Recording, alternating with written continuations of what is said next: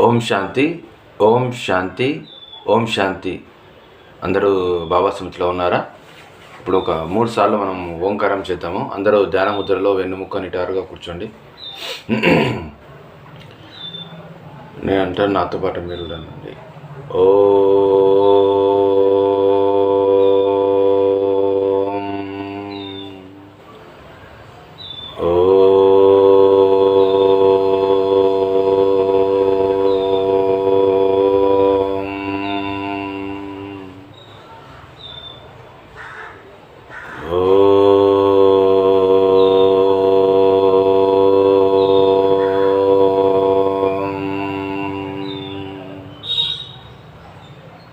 శాంతి శాంతి శాంతి. ఓం శాంతి. ఈరోజు శివబాబా చెప్పిన important points. యోగంలో కూర్చున్నప్పుడు ఏ 2 స్థితులు అవసరం? యోగంలో కూర్చున్నప్పుడు ఏ 2 స్థితులు అవసరం? స్వయంలో బిందు రూప స్థితి, ఫరిష్తా స్థితి లేకుండా కేవలం చిత్రం ఎదురుగా కూర్చుంటే భక్తి సంస్కారం. బాబాతో కలయిక జరగాలంటే పై 2 స్థితులు చాలా అవసరం. స్వయంలో బిందు రూప స్థితి మరియు అవ్యక్త ఫరిష్తా స్థితి. ఈ 2 స్థితులు మనకు యోగంలో కూర్చున్నప్పుడు చాలా అవసరము అని బాబా చెప్తున్నారు.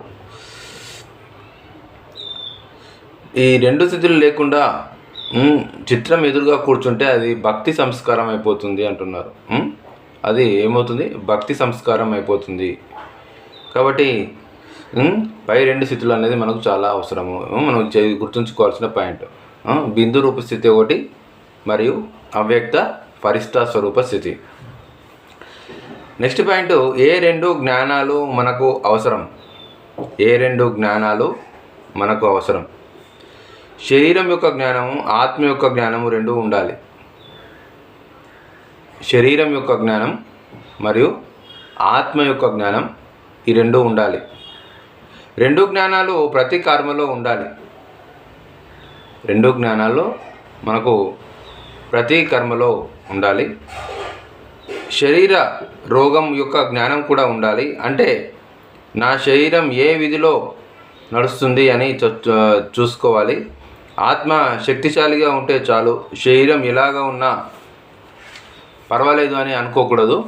ఎందుకంటే శరీరం ఆరోగ్యంగా లేకపోతే యోగం కుదరదు. శరీరం ఆరోగ్యంగా లేకపోతే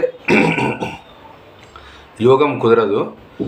ఆ అనారోగ్యము తన వైపుకి లాగుతూ ఉంటుంది. కనుక జ్ఞానస్వరూపం అయిన వారిలో ఈ జ్ఞానం అంతా ఉంటుంది. బాబా చెప్తున్నారు, 2 జ్ఞానాలు అవసరం. శరీర జ్ఞానం మరియు ఆత్మ జ్ఞానం 2 ఉండాలి. మరియు శరీరం ఏ విధంగా నడుస్తుంది, నీ శరీరం ఏ విధాన్ని కోరుకుంటుంది అని మనము చూసుకోవాలి. ఆత్మ ఒకటే శక్తిశాలిగా ఉంటే సరిపోదు. శరీరం ఎలాగున్నా పర్వాలేదని అనుకోవద్దు. ఎందుకంటే శరీరం ఆరోగ్యంగా లేకుంటే యోగం కుదరదు. కాబట్టి 2 మనము ఈ రెండింటిపైన మనము, ఈ శరీరం దృష్టి పైన కూడా మనము దృష్టి పెట్టాలి. అంటే టైంకి భోజనం చేయడము, బాబా స్మృతిలో భోజనం చేయడము, మనకి ఎటువంటి ఆహారము మనకు ఆరోగ్యాన్ని ఇస్తుందో అటువంటి ఆహారాన్ని తీసుకుంటూ ఉండాలి. అచ్చా. ఓం శాంతి. మధురాతి మధురమైన ఆత్మిక తండ్రికి, ఆత్మిక పిల్లల యొక్క ప్రియ స్మృతులు మరియు నమస్తే. ఈరోజు సమానం వచ్చేసి నేను అవ్యక్త ఫరిస్తాను.